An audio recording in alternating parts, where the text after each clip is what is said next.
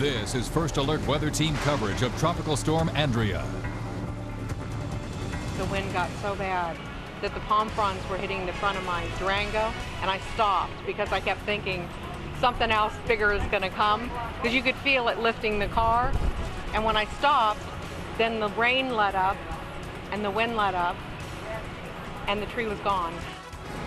Tropical Storm Andrea is making its way to Wilmington. It has already made landfall in Florida, leaving behind quite a mess. The storm is packing winds up to 65 miles an hour. And tonight we have team coverage of the tropical storm and the expected impact it will have when it arrives here. Ashley Kozakowski is at Wrightsville Beach, where she has already seen the surfers and the swimmers out in those dangerous waters. And as meteorologist Eric Davis told you all week long, the storm is expected to bring with it strong wind, making those waters even more dangerous and a minor chance of flooding. So, Eric, what else can we expect? Well, I still think the primary concern is heavy rain. Now, granted, we have dodged the bullet so far this evening, but our luck might be about to run out as we take a look at the First Alert Digital Doppler. Really, you can see for much of the evening, really it's just been some light showers across southeastern North Carolina. But you note these heavier rain bands beginning to build to the south of Myrtle Beach. All of this activity, this tropical moisture is beginning to lift off to the north. So it does appear that in the next few hours, some of the much anticipated heavy rain will begin to push into southeastern North Carolina. And overnight tonight, remember, flood watches are in effect, and we still are under a tropical storm warning. Let's go ahead and take a look at the latest numbers on Andrea. The sustained winds have actually dropped now. They're down to 50 miles per hour, 29.8 north, 83.0 west. The storm will probably continue to slowly weaken as it moves to the northeast, but the basic forecast track has not changed. We still think the storm tracks somewhere near Interstate 95, keeping us in line for heavy rain through the overnight hours, through tomorrow morning and possibly into tomorrow afternoon, and also with that storm track off to the west. Isolated tornadoes could be an issue, I think, particularly tomorrow morning. So you definitely want to make sure to catch Aisha and Gannon. They're going to be on at 7 o'clock on Carolina in the morning on Fox. So you want to catch that show. That might be one of the prime times for severe weather across the area. Luckily, the storm is moving very quickly. Already by Saturday afternoon, it's off the coast of Maine and then rapidly making its way into the north central Atlantic. Again, tropical storm warnings, flood watches in effect for all of southeastern North Carolina. We will have the complete First Alert forecast coming up in just a few moments. All right, look forward to it. Thanks, Eric. You know, we just can't say it enough. It is best to stay off the beach and out of the water. Freeman Park and Carolina Beach is going to be closed until the weather improves and the tide goes out. Now, lifeguards won't be on duty all day tomorrow in Carolina Beach unless there are emergencies. But as we all know, some daredevils will grab the boards to hit the waves. News at 10 reporter Ashley Kozakowski and our crew are live in Wrightsville Beach, where, Ashley, you've already seen some people in the water, right? Well, that's right. Surfers were out here enjoying the surf ahead of this storm earlier today. The conditions weren't really bad out here. The wind, if anything, maybe knocking down some of those waves, but surfers did enjoy the action that was out here. Some of them, though, say they plan to come back here tomorrow morning, and they plan to come back here after the storm. Now, just take a look at this video. This is some video we shot earlier today. You can see surfers actually running into the water to try to get a piece of this action while they are out here. And you know, as I mentioned, they do expect to come back out here tomorrow morning. That's not always recommended by lifeguards, but experienced surfers can usually handle this kind of surf, but not advised at all. Still, the surfers we talked to today were enjoying the waters here. Surf today was pretty gnarly. It was like waist high, and the wind was messing with it towards the end of the day, but picked up later in this afternoon, and I had a great time. Yeah, and Eric's been exactly right about the conditions throughout the day. He said there was only a little bit of light rain. That's what we're seeing here. But as he mentioned, we do expect that heavier rain to move in an hour or so. And then the worst of it is expected to come overnight. And we'll be keeping an eye on this storm, keeping an eye on the situation. We'll have reporters live throughout our morning shows tomorrow. So stay tuned. Stick with us at Fox Wilmington. For now, reporting live, I'm Ashley Kozakowski, Fox Wilmington, News at 10. Ashley, thanks. Continuing our team coverage, we've connected with all of our area's emergency managers, checking on their plans overnight and into tomorrow. That's right. Francis Weller is live in our newsroom tonight with those details for us. Fran? Michelle, John, here's what they're telling us tonight. New Hanover County's Emergency Management Director Warren Lee says that they are full staff tonight in the 911 center. He is not expecting to activate the Emergency Operations Center or open any shelters, but they will watch and monitor the storm to see if things change. Anthony Marzano in Brunswick County, he has a full staff on hand to deal with any emergency response calls. Another dispatcher is on duty to deal with any extra calls coming in, and the Swift Water Rescue Team will be on standby. Kay Worley in Columbus County will be monitoring the storm overnight. She tells us there is additional staff on hand tonight and into the morning in the 911 center. And Bradley Kinlaw in Bladen County says leaders will be monitoring the storm overnight. They have regular staff scheduled tonight, but other personnel will be on standby at midnight and throughout the night. And of course, we will continue to monitor this storm throughout the night. We will have the latest on Fox Wilmington News at 10, on our sister station, WECT News at 11, and of course, first thing in the morning on Carolina in the Morning. For now, I'm Francis Weller reporting live in the newsroom, Fox Wilmington News at 10. Now, Michelle, John, back to you. All right, Fran, thanks. Now, here's what we know at 10:06 as far as the public schools for tomorrow. Brunswick County, Bladen County, and Whiteville City schools are closed. Brunswick County's last day of class will now be Monday. Whiteville City Schools' last day of class will be Tuesday, June the 11th. Duplin and Pender County schools also on a 1-hour delay. New Hanover schools sent out a tweet earlier that they expect to be open tomorrow. Same situation in Columbus County. Now, we do have an entire list of other closings on the homepage of foxwilmington.com. When we are not on the air, you can still track the storm using the interactive radar through foxwilmington.com. There is also a hurricane season tab that will also show live storm tracking models, and in that page you'll find some hurricane tips to help you get through this very long season. We just started the season and already very busy. Yep, 6 days old already. We're dealing with a tropical storm. All right, as we continue some of the other news of the day, new details on that building collapse in Philadelphia. We do know the first lawsuit has been filed, and there are actually some changes in demolition practices in the city on the table now because of what happened. And continuing coverage on the push to bring a new charter school in the southern part of Brunswick County. We'll be right back. You're watching Fox Wilmington News at 10, 1 hour earlier. Officials in Philadelphia are inspecting hundreds of demolition sites across the city tonight after a building collapse that killed 6 people and injured at least 13 more. There are 300 open demolition permits in Philly. On Wednesday, a 4-story building collapsed on top of a Salvation Army shop next door, trapping some of the store employees and other people inside. Once again, 6 people are confirmed dead. We know at least 14 others got hurt. A man has now been found guilty of murder nearly 2 years after police say he killed his wife in the parking lot of Columbus Regional Healthcare System. Elijah Jones was sentenced to life in prison. Back in 2011, he shot his estranged wife, Joan Everett, and her boyfriend, Bobby Ray Shipman. Minutes after that verdict, Everett's family member released balloons in her honor. They also say, although justice has been served, the heartbreak remains. New at 10, the man who heads 3 charter schools in our area is responding to criticism from Brunswick County schools tonight. Baker Mitchell is asking the state for permission to open a new charter school in the southern part of Brunswick County. Mitchell founded and runs charter schools in Columbus and Brunswick counties, with a third in New Hanover County opening this fall. Now, in a recent letter to state education leaders from Brunswick schools, the district attacked the idea for the new charter school, saying it will only hurt the district, but Mitchell says students are flourishing in his schools. Well, the way we're doing it pleases our parents. It results in high test scores for the children, and results in a nice, stable fund balance for the school.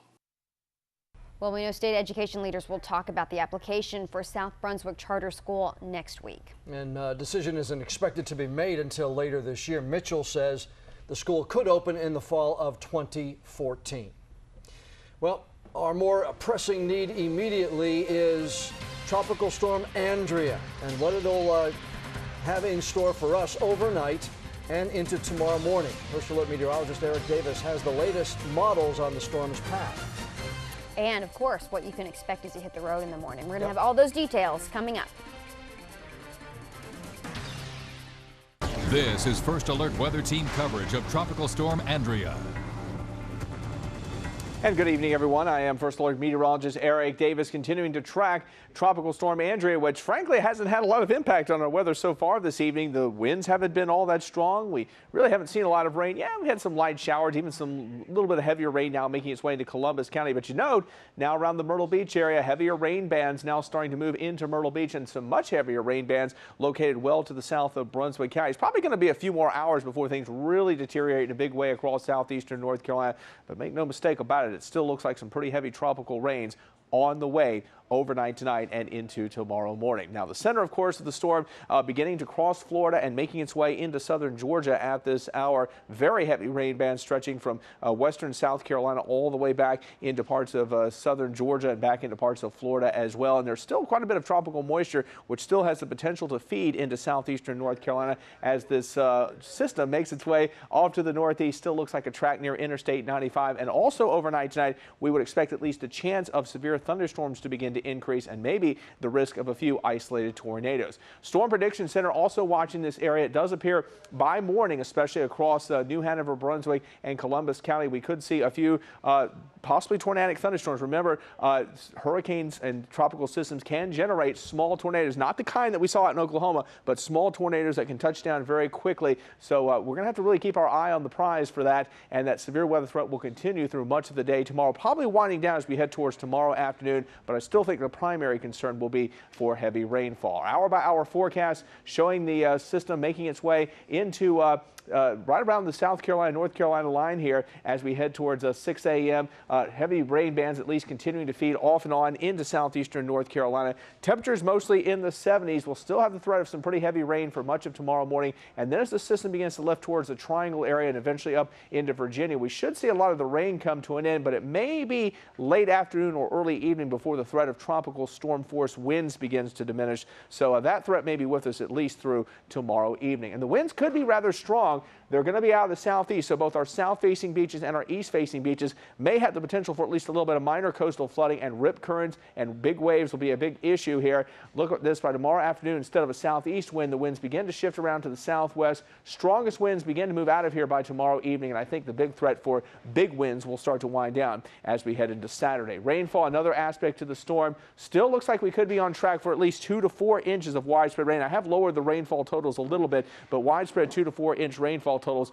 a pretty good bet across much of southeastern North Carolina. Winds not that bad right now. Southeast 6 miles per hour in Wilmington, 75 degrees, humidity at 90%.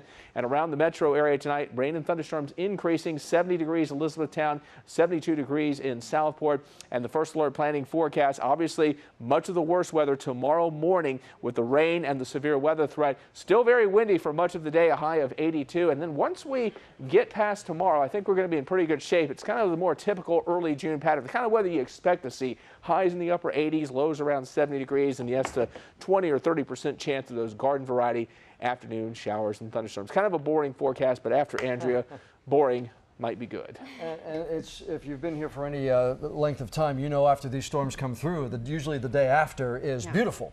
Usually the day after, because it's kind of taken all the bad stuff with it. So it does take a lot of the bad stuff. Saturday, after all the rain tomorrow, Saturday should be a really nice at least start to the day. Pretty decent day, I think. Yeah. All right. Eric, thanks.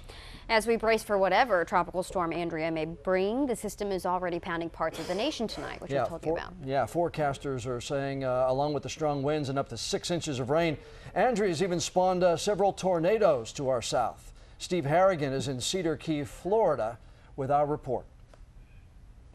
Andrea hitting Florida hard with heavy rain and strong winds. The first named storm of the Atlantic hurricane season, also bringing tornadoes to several towns across the Sunshine State. It was like a thunder that did not stop, and I was like, oh my gosh. I said, this is going to be a tornado, and I got everybody in the bathroom, and we all just got in the tub. It just sounded like there was just explosions. The whole house started shaking. These young men describing how they battled the waves when their sailboat flipped. When we went out there, it wasn't nearly this bad. It was kind of not too windy, and then as we started getting out there, it kind of just hit us like a blast. Florida Governor Rick Scott warning about dangerous flooding. We're going to have some flooding. Stay out. Do not be driving into standing water. You don't know how deep it is. Be very cautious right now. The fast-moving storm is expected to pass through Georgia tonight as it continues to move north. The National Weather Service says Andrea could dump as much as 6 to 8 inches of rain in the Carolinas. Before making landfall in the U.S. late this afternoon, the storm pounded much of the western part of Cuba. Many homes and farms flooded by heavy rain. Dozens of towns were cut off and thousands of people forced to evacuate. This is really only the start for what could be a very active hurricane season. Government experts predicting anywhere between 3 and 6 major storms from the North Atlantic region hitting this season, which will end in November. In Cedar Key, Florida, Steve Harrigan, Fox News. Announced late this afternoon, the strength of the tornado that hit Moore, Oklahoma yesterday is actually an EF5, which is the strongest on the enhanced Fujita scale. Now, here are more new details. Officials say the search for survivors and victims is almost finished, which is good news considering. It is. Now, they say no one has been found dead or alive since last night. The death toll has actually dropped to 24. At least 9 of them, though, still called victims are children in this instance. Yeah, hospital workers say they've treated more than 200 patients. Of that number, roughly 70 are children. Some have already been treated and released, though. The president today signed a disaster declaration, officials announcing that 2 of the schools that were hit were not funded for safe rooms in case of emergency. And when you have limited number of funds, then you set priorities on which schools that you do want to ask for. So it's not a matter of they were being left out for any reason. It was a matter they hadn't been brought forward yet. All right, so we also now know the path of the tornado was about 17 miles long. The National Weather Service says it stayed on the ground for about 40 minutes. That is a long time for a tornado. That is. And you've seen the devastation of flattened homes, leveled neighborhoods. Many people want to help however they can and really don't know. It's the crunch time for agencies like the American Red Cross, the United Way, and the Salvation Army. Yeah, and we already know that people have asked about the donations, so we did some digging to see where all the money really goes. This is important if you're going to spend your money. Yeah, we know that Ben Powell went out to investigate, but what he found may surprise you. Images like this are hard to watch. The tragic disaster in Oklahoma has claimed dozens of lives already, and the death toll is still climbing. In times like this, people from all over the country want to help. American Red Cross, this is Evan. Folks at the American Red Cross in Wilmington have been busy, receiving several calls from people who want to donate to the cause. There has been a great loss of life, and there is great need to support those folks that are affected in Oklahoma. Right now, personal items like clothing, shoes, and canned goods are not being accepted. It takes a lot of time, resource, and money to sort and match those individual contributions with folks that need goods. So the best thing to do is make a financial contribution. But how can you be sure that those contributions are going to the right place? The American Red Cross gives 91% of their donations to victims, keeping the other 9% for administration fees. Meanwhile, the United Way and the Salvation Army tell us they give 100% of their donations directly to the victims in need. No administration fees. Regardless of the stats, Vicki LaBelle from the American Red Cross says it's important for people in our area to think of others in this time of need. The Cape Fear area is very generous during times of disaster. Of course, we have been recipients of aid from other parts of the country when we've been affected by tornadoes and hurricanes here in our area, and I think folks here are generally willing to give right away and help their neighbors in need across the country. Reporting in Wilmington, Ben Powell, Fox Wilmington News at 6:30. Okay, and there are several ways you can donate to the survivors of the Oklahoma tornado disaster. To do your part, just click on this story on our homepage at foxwilmington.com. Now let's go over to First Alert meteorologist Eric Davis. Other parts of the country, now bracing for the threat of severe weather, but I heard you earlier saying not as strong as it was yesterday, right? Yeah, it looks like the storms aren't rotating like they did yesterday. There's one active tornado warning in the country. It's actually in the state of New York, believe it or not, where there's no tornado watch in effect. There's a severe thunderstorm watch for much of New York, but no tornado watch. The tornado watch box is right now basically stretching from western Tennessee, northern Mississippi, back into Texas. But it looks like we're seeing, instead of supercell thunderstorms, we're seeing lines of thunderstorms. These storms typically don't produce tornadoes, but they do produce damaging winds, localized heavy rain. Not to say that there couldn't be tornado warnings tonight, but it certainly looks like the situation is not quite as grave as what we saw last night around Moore, Oklahoma. Now, as we take a look at the next 12 hours, temperatures will be slowly dropping into the upper 60s overnight tonight. A southerly wind around 5 to 10 miles per hour. Still a threat of a few isolated storms around here, but our primary threat will be localized heavy rain. Tomorrow, lower thunderstorm chance, but it ramps up again on Thursday ahead of the front. Very warm temperatures through the rest of the week, but as we head into the weekend, cooler, less humid, and lots of sunshine for the holiday weekend. I'll have that complete first alert forecast coming up in a few moments. In high definition, local news, better time. This is Fox Wilmington News at 6:30. Good evening. We're following several breaking news stories at this hour. The first coming out of Columbus County. One person has died, another in the hospital after a crash along Pineland Road near Highway 7476. We know traffic is down to one lane towards Wilmington, and authorities believe it all started with a crime in Leland. News at 6:30 reporter Ashley Kozakowski is at the scene for us. And Ashley, what's the newest information you can give us?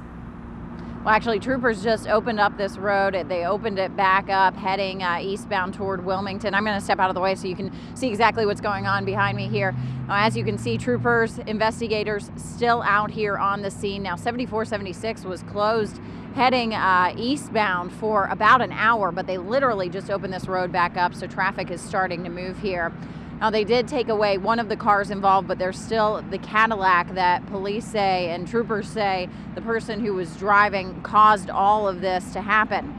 Now, I want to show you some video. This is some new video that we sent into the newsroom for you. Now, here's what troopers say happened. They say that this all started down the road in Leland with a hit and run, and they say the driver of a Cadillac caused that hit and run and then continued to drive down 7476. They say he was trying to pass a semi-truck and he tried to pass it in the median. Well, that's when he struck another car, killing the driver of that car, a woman. But police and troopers have not released that woman's name just yet. Investigation's still going on at this time, but they do tell us that the man who was involved and who caused this crash was likely impaired at the time. He has 3 prior DWIs, but they aren't releasing his name. Now, we did talk to a witness. Here's what she had to say. Everybody had 911 tied up because they had been calling them all the way since Leland.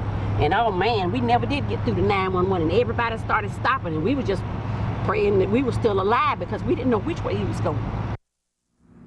So scary moments for those who were driving down 7476 today. Scary moments for those who witnessed this crash.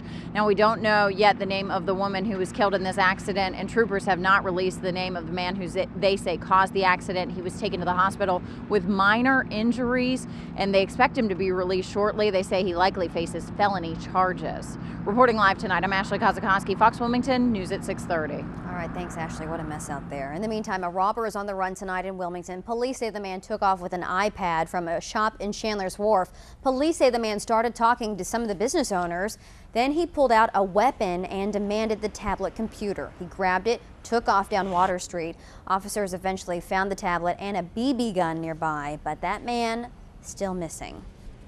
All right, it has now been more than 24 hours since we started following a bomb scare in the heart of Monkey Junction, and we are still learning new details tonight. We've got several angles on our coverage tonight, but we start with John, who's been following the explosives investigation. And John, really a lot of new developments today. Yeah, one of the biggest, Michelle, is that we found out that one person is in custody related to this entire investigation, and it's still focused on who built the explosive devices that were found yesterday in that storage unit in New Hanover County. A lot of agencies, including the FBI, the SBI, the Wilmington Police Department bomb unit, are still on the scene at North State Storage. That's on Carolina Beach and Sanders Road. It all started yesterday when people reported an explosion after the lunch hour. Investigators detonated at least 2 suspicious packages. We have yet to confirm with them, though, what those packages included. New tonight, we do know someone is in custody. The FBI, though, is not releasing his name. We do know that whatever was inside those storage units at North State led investigators to a home in New Hanover County earlier today. And News at 6:30 reporter Nadine Mazer was at that scene, and she's with us now with the new details there. Nadine?